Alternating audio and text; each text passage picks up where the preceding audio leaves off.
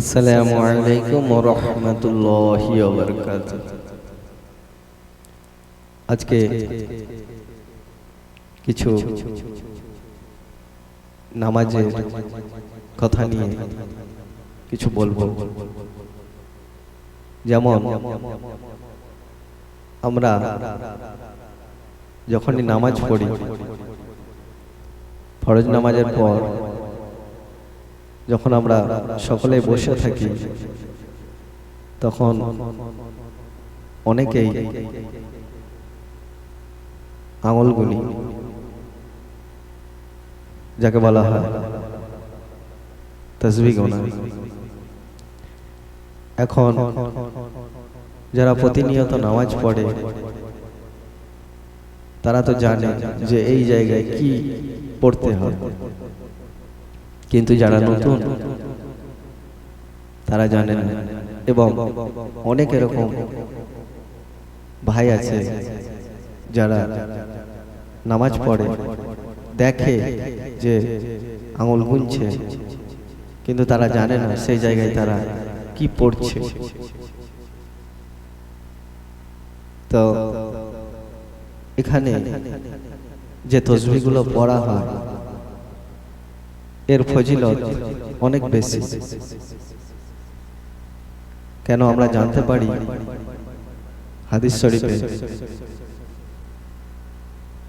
বর্ণনা করেন মা আয়েশা এবং আবু হুরায়রা রাদিয়াল্লাহু আনহু। একদিন সাহাবা আবু জার রাদিয়াল্লাহু আনহু নবীজিকে বলছেন, ইয়া রাসূলুল্লাহ,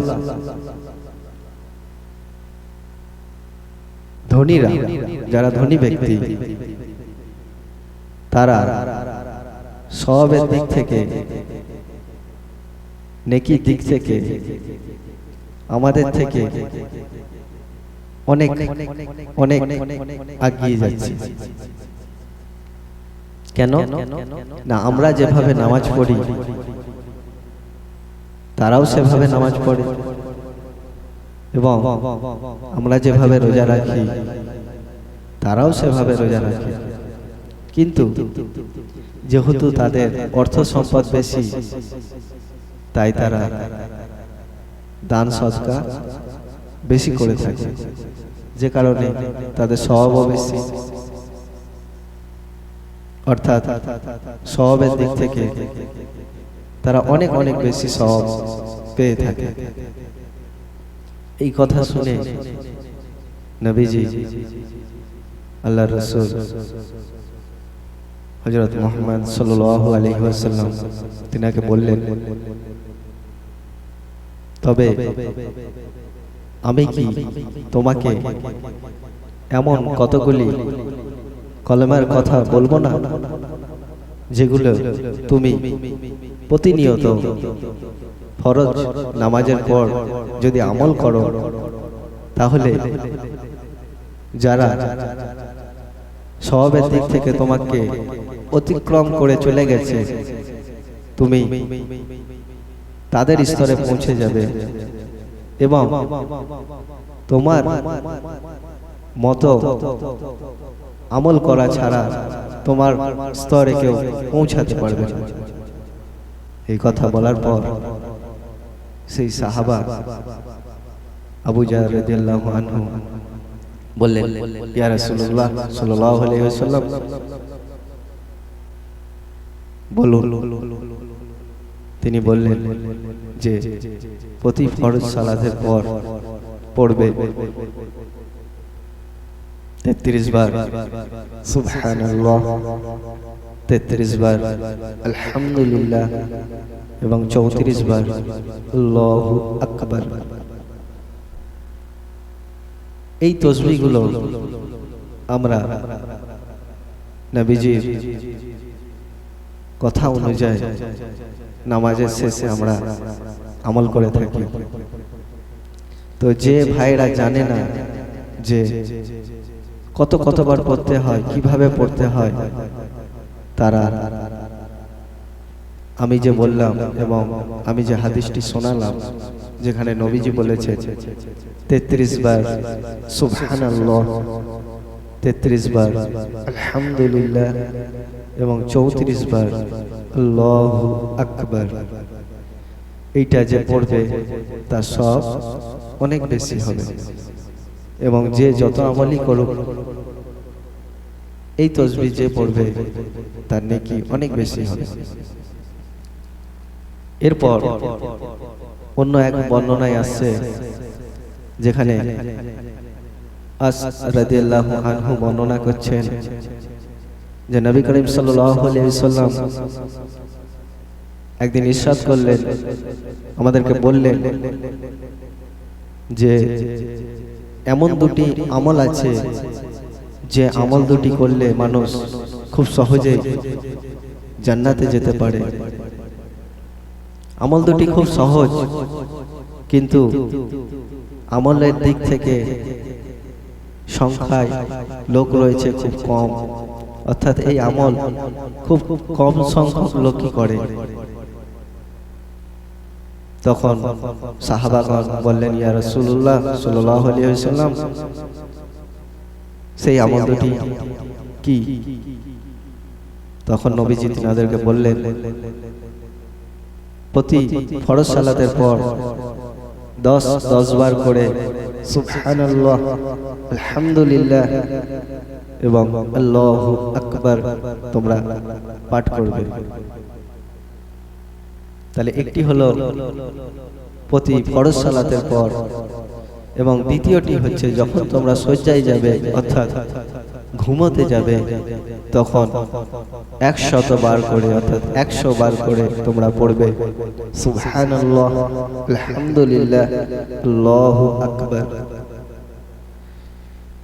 তখন সাহাবারা জিজ্ঞেস করলেন, ইয়া রাসূলুল্লাহ সাল্লাল্লাহু আলাইহি ওয়াসাল্লাম, এত সব কিন্তু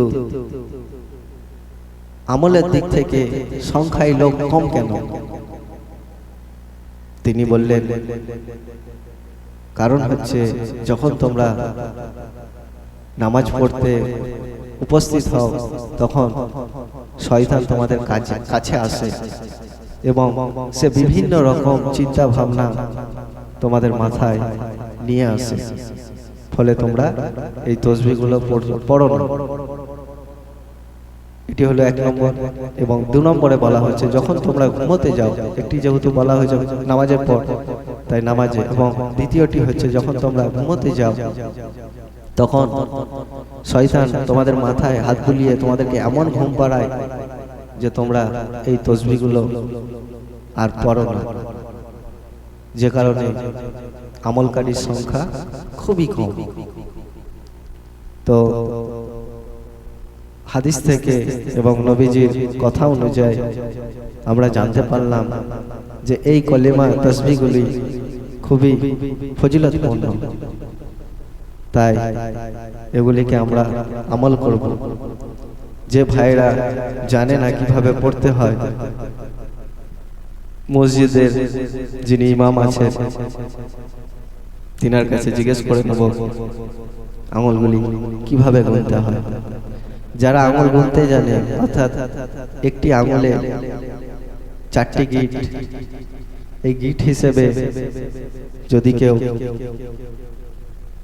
পড়ে তাহলে এটা 4টে, এখানে 4টে, এখানে 4টে, 8টা, 16টা, 18টে 16, মানে একটা 4টে করে হলে 4 5 20, এরপর আরো যদি আমরা 10 নিই তাহলে 30, পুরো 20, 4টে করে 4 5 20, এখানে 10, তাহলে 20 10 30, যেহেতু 33 যেহেতু বলা হয়েছে, তাই 1 2 3 আরো 3, মানে এইরকম জায়গায় এসে শেষ হয়ে যাবে। তবে হবে 33 বার, অর্থাৎ একবার পুরো পড়তে হবে আর একবার হাফের একটু বেশি পড়তে হবে, তাহলে 33 বার হবে।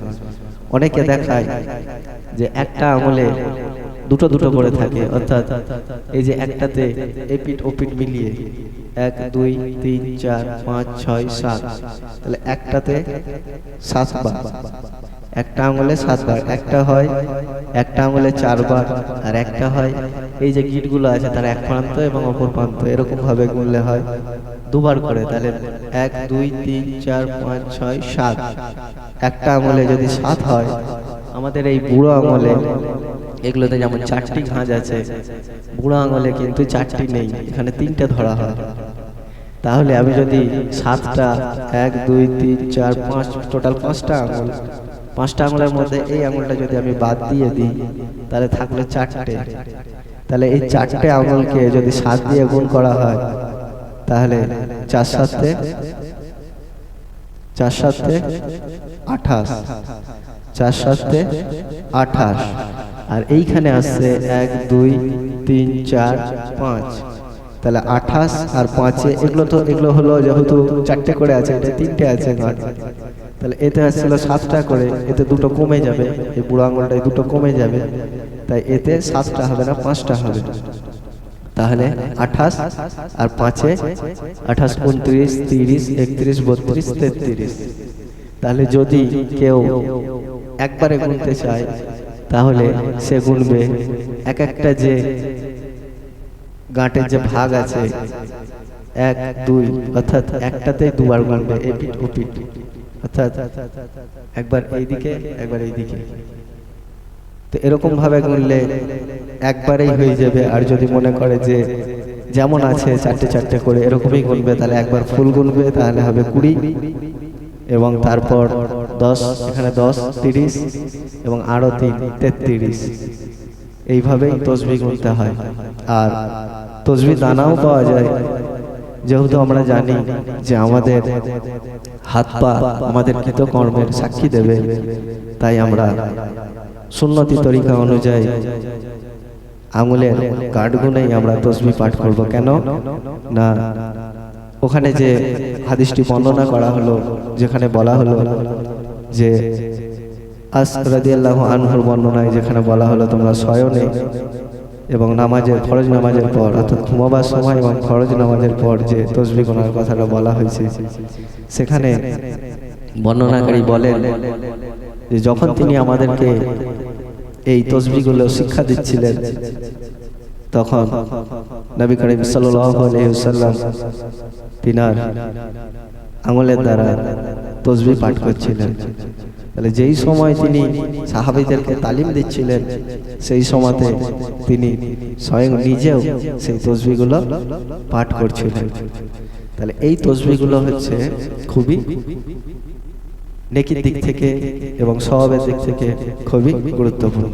আসসালামু আলাইকুম ওয়া রাহমাতুল্লাহি ওয়া বারাকাতুহু।